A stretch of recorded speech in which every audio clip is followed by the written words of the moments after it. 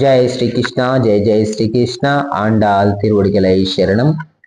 திருப்பாவை 12వ பாசுரம்.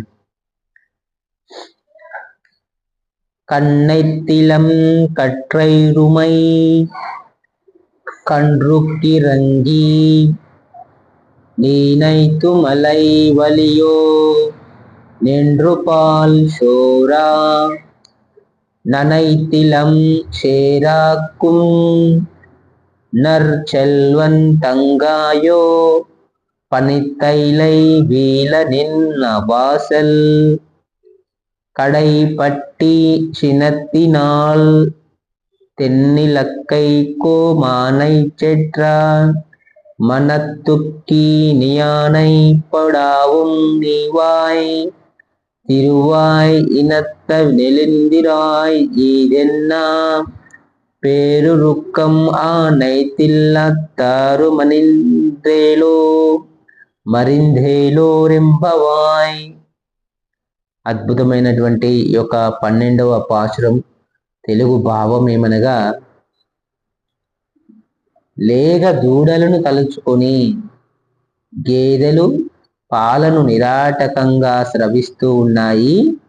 ఆ పాలధారలతో ఇంటి ప్రాంగణమంతా తడిసి బురదమయమైపోయింది. ఇంత సంపద కలిగిన గోపాలినికి నీవు చెల్లిలివైతివి. ఓయమ్మ, మేమందరము నీ వాకిటకు వచ్చి పైన మంచు కురియుచున్నను సహించి నీ గడపన ఆనుకొని నిలిచియున్నాము.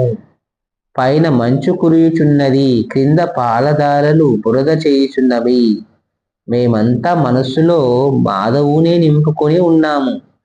పైన మంచు కురియటం అనే స్త్రీ సూక్తి ధారల ప్రవాహము సాగిపోతున్నది.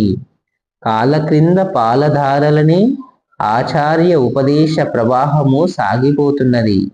మనస్సులో నిరంతర మాధవ సంశ్లేషణ భక్తి ధారలా విచ్ఛిన్నంగా పొంగి పొరలుతున్న ఈ ముప్పేట ధారలతో తడసి కూడా నిన్ను మా గోష్ఠిలో చేర్చుకొనుటకై నీ వాకిట గుమ్మాన్ని పట్టుకొని నిలబడి ఉన్నావమ్మా అని యొక్క పాశురానికి అర్థం.